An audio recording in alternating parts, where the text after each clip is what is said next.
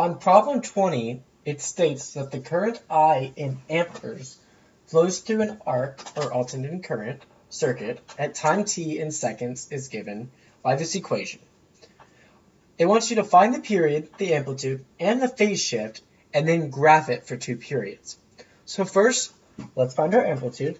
The amplitude is always what's being multiplied by your trigonometric function. So in this case, 120 is being multiplied by sine. So amplitude equals 120. Let's find our period. Well, our period is always what's being multiplied by our variables such as t or x. Well, let me rephrase that. Our period can be found by what's being multiplied by our t or x. So in this case, 10 pi is our w, and that helps us because we have the equation our period equals 2 pi over w. Or in this case, once we substitute in 10 pi, we get 2 pi over 10 pi. We can cancel the pi's and reduce the 2 over 10 to get 1 over 5. So our period is 1/5. Now, let's go about finding our phase shift. Our phase shift can always be found through an equation. It is, let's just have phase shift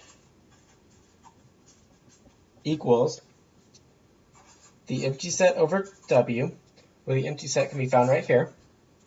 It's always, okay, so if this value right here is negative, then the empty set is just pi over 4. Say this was positive, then the empty set would be negative 1/4. So you flip the sign when you pull it out. And then we use the w right here. So let's go ahead and plug that into our equation. Pi over 4 divided by 10 pi equals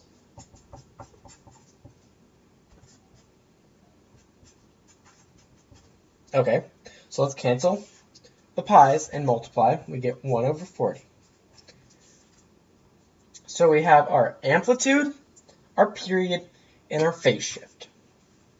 Let's go ahead and graph it.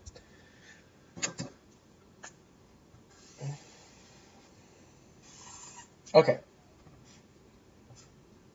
So we know our amplitude, it was 120. So that means the max it can be is up to 120, and the minimum it can be is down to negative 120.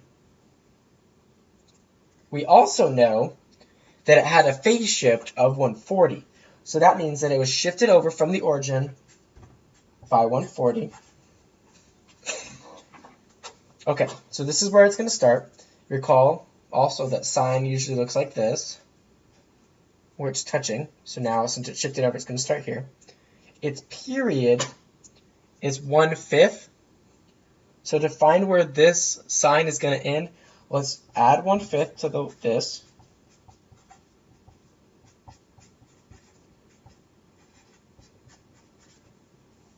Sorry, let me show you.